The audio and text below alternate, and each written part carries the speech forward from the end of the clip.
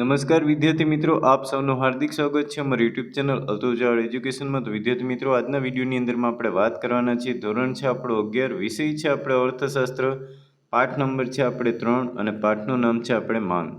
તો માંગના પાઠની અંદર તમારે જે મોસ્ટ એમપી સવિસ્તાર તમને પ્રશ્નોના જવાબ આપો, જે 5-5 માર્કના પ્રશ્ન છે, તો એના જવાબ કેવી રીતના લખવા, કેટલો જવાબ લખો, તેના વિશે આપણે આજના વિડીયોની અંદરમાં વાત કરીશું.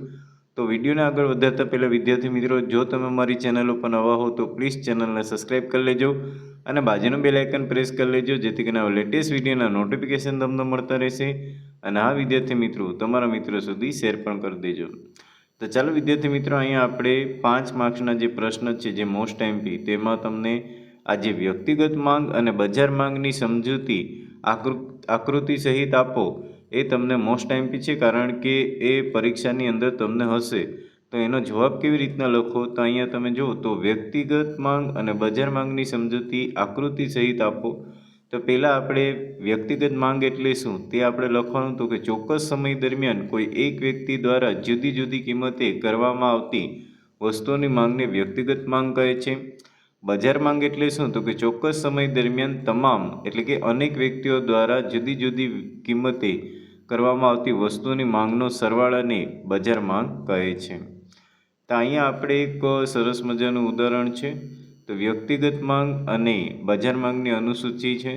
તો વસ્તુની કિંમત અહીં 10 રૂપિયા, 8 રૂપિયા, 6 રૂપિયા, 4 રૂપિયા અને 2 રૂપિયા. તો એ વ્યક્તિની માંગ એકમમાં 1 છે, 2 છે, 3 છે, 4 અને 5.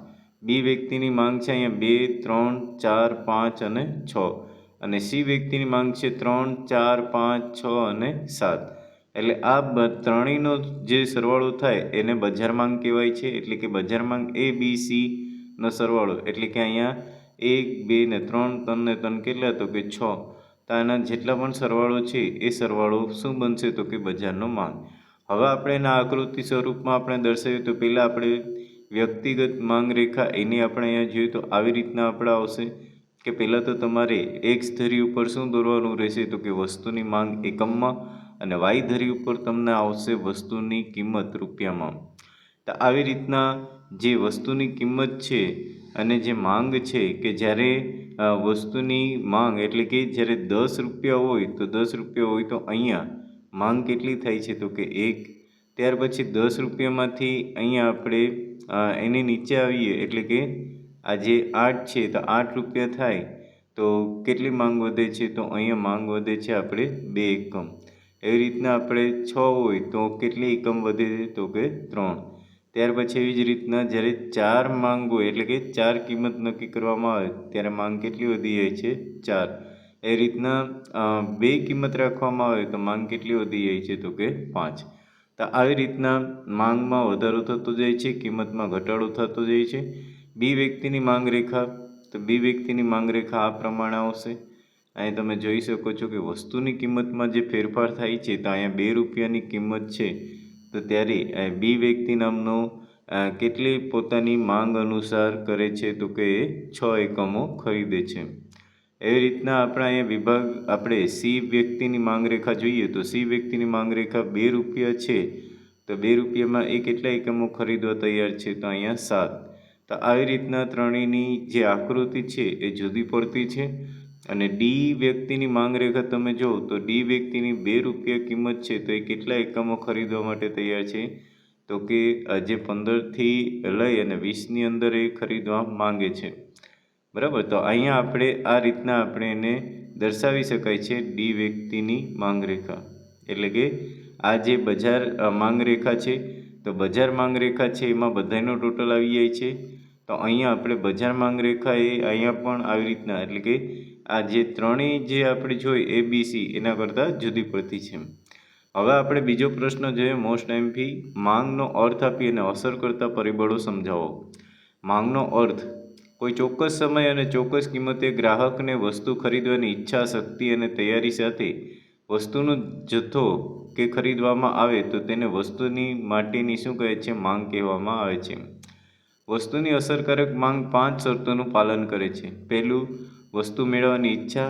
બીજું, વસ્તુ ખરીદવાની શક્તિ. ત્રીજું, વસ્તુ ખરીદવાની તૈયારી. ચોથું, ચોક્કસ સમય. અને પાંચમું, ચોક્કસ કિંમત. આ 5 વસ્તુ છે અને માંગને અસર કરતા પરિબળો નીચે મુજબ છે. એમાં પહેલું છે કે વસ્તુની કિંમત, બીજું છે વસ્તુ એટલે કે કિંમત સિવાયના પરિબળો. તો કિંમત સિવાયના પરિબળોમાં આપણે જોઈએ તો પહેલાં વસ્તુની કિંમત એટલે શું? તો કે વસ્તુની કિંમત એ માંગ ઉપર સૌથી વધુ અસર કરનારું અને સૌથી મહત્ત્વનું પરિબળ ગણાય છે. સામાન્ય રીતે જેમ વસ્તુની કિંમત ઘટે તેમ વસ્તુની માંગ પણ વધે અને વસ્તુની કિંમત વધે તેમ વસ્તુની માંગ પણ ઘટે. એટલે આથી કહી શકાય કે વસ્તુની કિંમત અને વસ્તુની માંગ પરસ્પર વ્યસ્ત સંબંધ છે. ત્યાર પછીના આપણે બીજો પોઈન્ટ એટલે કે કિંમત સિવાયના અન્ય પરિબળો કયા? એમાં પહેલું છે કે વ્યક્તિની અભિરુચિ અને પસંદગી.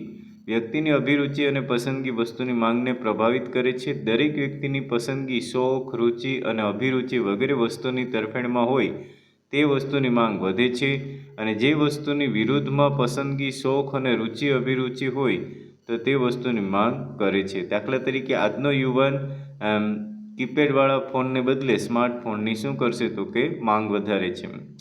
બીજો પોઈન્ટ છે આપણે એની અંદર ગ્રાહકોની આવક. જો ગ્રાહકોની આવક વધે તો તેની ખરીદ શક્તિ પણ વધે અને આનાથી વિપરીત જો ગ્રાહકની આવકમાં ઘટાડો થાય તો ખરીદ શક્તિ પણ ઘટે, જેથી વસ્તુની કુલ માંગ ઘટે છે. જો કે તેમાં અપવાદમાં પણ જોવામાં આવે છે. ત્યાર પછીના આપણે ત્રીજો એનું છે વસ્તુની કિંમત સિવાયનો પરિબળમાં અન્ય સંબંધિત વસ્તુની કિંમત. દરેક વસ્તુ બીજી વસ્તુ સાથે અવેજી અથવા તો પૂરક સંબંધથી જોડાયેલી હોય છે. તે મુજબ વસ્તુ અને વસ્તુ સાથે અવેજીના સંબંધથી જોડાયેલી હોય તો અવેજી વસ્તુઓની કિંમતમાં વધઘટ થાય તો વસ્તુની માંગને પણ અસર થાય છે. જેમ કે અહીંયા ચા અને કોફી એકબીજાના અવેજી ગણાય.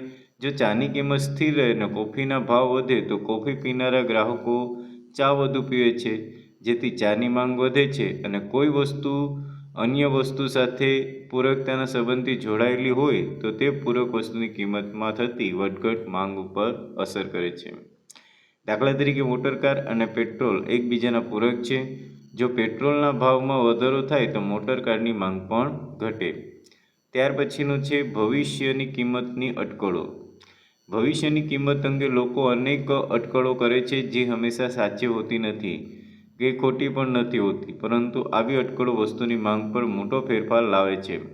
દાખલા તરીકે ભવિષ્યમાં કોઈ વસ્તુના ભાવ વધી જવાના છે એવી અટકળો ફેલાય તો ગ્રાહકો વર્તમાનમાં તે વસ્તુની માંગ વધારે છે અને જો વસ્તુના ભાવ ભવિષ્યમાં ઘટવાના છે તો તે અટકળ ફેલાય તો ગ્રાહકો વર્તમાનમાં તેની માંગ ઘટાડે છે. ત્યાર પછીનું છેલ્લું છે આની અંદર આપણે કે ગ્રાહકોની સંખ્યા. વસ્તીનું પ્રમાણ એ વસ્તુની માંગને અસર કરતું મહત્ત્વનું પરિબળ છે. જેમ વસ્તી વધે તેમ બજારમાં ગ્રાહકોની સંખ્યા વધે છે. પરિણામે વસ્તુઓની માંગમાં વધારો થાય છે અને જો વસ્તીનું પ્રમાણ ઘટે તો વસ્તુની માંગ છે એમાં પણ ઘટાડો થાય છે. એટલે આમ વસ્તુની માંગને વિવિધ પરિબળો અસર કરે છે. ત્યાર પછીનો આપણે પ્રશ્ન છે પ્રશ્ન નંબર 3 કે માંગના નિયમને અનુસૂચિ અને આકૃતિની મદદથી સમજાવો.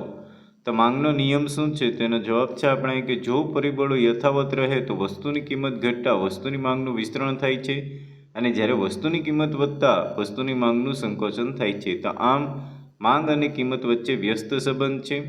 માંગનો નિયમ પ્રોફેસર આલ્ફ્રેડ માર્શલ નામના અર્થશાસ્ત્રીએ રજૂ કર્યો હતો અને અહીંયા આપણે એની આકૃતિ દર્શાવેલી છે. તો આ પ્રમાણે તેની આકૃતિ રહેશે.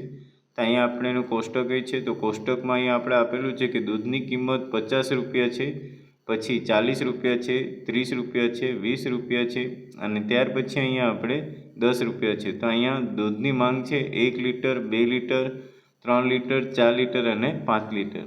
હવે એને આપણે અહીંયા આકૃતિમાં દર્શાવવા માટે તમારે સૌપ્રથમ વાય ધરી ઉપર શું આવશે? દૂધની કિંમત આવશે અને એક્સ ધરી પર શું આવશે? તો કે દૂધની માંગ લીટરમાં. તો માંગના નિયમ અનુસાર જ્યારે અહીંયા આપણે 50 રૂપિયા કિંમત હોય તો અહીંયા 50 રૂપિયા કિંમત છે ત્યારે માંગ કેટલી છે? તો કે માંગ 1 છે. એવી રીતના આપણે અહીંયા જો 40 રૂપિયા કરવામાં આવે છે ત્યારે માંગ કેટલી થાય છે? તો કે 2 થાય છે. એ રીતના આપણે 30 રૂપિયા આપણે રાખવામાં આવે છે ત્યારે માંગ કેટલી થાય છે? તો કે 3. એ રીતના આપણે 20 રૂપિયા રાખવામાં આવે છે તો માંગ કેટલી થાય છે? તો કે 4. અને જ્યારે આપણે 10 રૂપિયા રાખવામાં આવે છે ત્યારે માંગ કેટલી થાય છે? તો કે 5. તો આવી રીતના આપણે આકૃતિ દ્વારા તેને સમજાવી શકાય. ત્યાર પછી વિદ્યાર્થી મિત્રો આગળ અહીંયા વધીએ કે માંગના નિયમની સમજૂતી. તો અહીંયા જવાબ છે કે વસ્તુની કિંમત અને વસ્તુની માંગ વચ્ચેના સંબંધની સમજૂતી આપતા નિયમને માંગનો નિયમ કહે છે, જેમાં વસ્તુની કિંમતમાં થતો ફેરફાર એ કારક અને વસ્તુની માંગમાં થતો ફેરફાર એ અસર છે. જો અન્ય પરિબળો સ્થિર રહે તો ચોક્કસ સમય દરમિયાન નીચી કિંમતે ગ્રાહકો વસ્તુનો જથ્થો ખરીદે છે અને જ્યારે ઊંચી કિંમત ગ્રાહકો વસ્તુનો ઓછો જથ્થો ખરીદે છે. તો સરળ ભાષામાં કહીએ તો વસ્તુની કિંમત વધે તો વસ્તુની માંગ ઘટે અને વસ્તુની કિંમત ઘટે તો વસ્તુની માંગ પણ વધે. જે આ આકૃતિ દ્વારા સાબિત થાય છે કે અહીં બિંદુ ABCD એ DD માંગ રેખા ઉપર આવેલા છે. જે આપણે જે દૂધ માંગ રેખા દર્શાવે છે X ધરી ઉપર દૂધની માંગ, જ્યારે Y ધરી ઉપર દૂધની જે લીટર દીઠ કિંમતમાં દર્શાવવામાં આવે છે. તો આકૃતિ જોતાં આપણે જણાય છે કે દૂધની કિંમત જ્યારે 50 હતી ત્યારે દૂધની માંગ 1 લીટર હતી, પરંતુ દૂધની કિંમત જેમ ઘટતી ગઈ તેમ દૂધની માંગ પણ વધતી ગઈ એ જોવા મળે છે. તો અહીં જોવા મળતી DD માંગ રેખા એ ડાબી બાજુથી જમણી બાજુ એટલે કે ઉપરથી નીચે તરફ ગતિ કરે છે. આથી કહી શકાય કે DDની માંગ રેખા ઋણ ઢાળ ધરાવે છે અને વસ્તુની કિંમત અને વસ્તુની માંગ વચ્ચે વ્યસ્ત સંબંધ છે, જે અહીં આપણે જોવા મળે છે. તો મિત્રો, આ હતા આપણા મોસ્ટ એમપી પ્રશ્નો જે તમને 5 માર્ક્સમાં પૂછાઈ શકે અને એના જવાબ કેવી રીતના લખવા તે પણ આપણા અહીંયા દર્શાવેલા છે. અને તમારી નોટબુકમાં પણ તમારે ઉતારવા હોય તો એ પણ તમને આ પ્રશ્ન છે એ તમને ખૂબ ઉપયોગી થશે. તો વિદ્યાર્થી મિત્રો, આશા રાખીએ છીએ કે તમને આ વિડીયો ગમ્યો હશે. વિડીયો ગમ્યો હોય તો પ્લીઝ લાઇક કરી દેજો અને હજી સુધી પણ જો તમે અમારી યુટ્યુબ ચેનલને સબસ્ક્રાઈબ ન કરી હોય તો પ્લીઝ સબસ્ક્રાઈબ કરી દેજો અને તમારા મિત્રો સુધી શેર કરી દેજો. તો ફરી મળીશું નવા વિડીયો સાથે. તો દરેક મિત્રોને જય હિન્દ, જય ભારત.